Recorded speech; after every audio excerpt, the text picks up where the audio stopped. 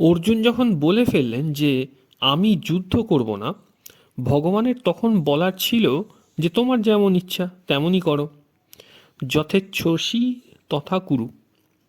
কিন্তু ভগবান ভাবলেন যে মানুষ যখন শোক ও চিন্তায় অস্থির হয় তখন সে তার কর্তব্য স্থির করতে না পেরে কখনো উল্টোপাল্টা কথা বলে ফেলে।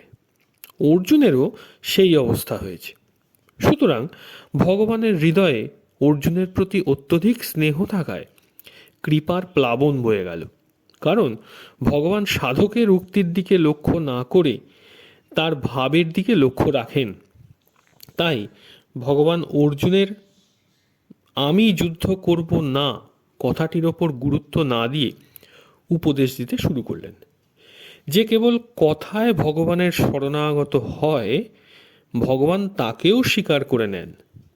ভগবানের প্রাণীদের প্রতি এমনই দয়া।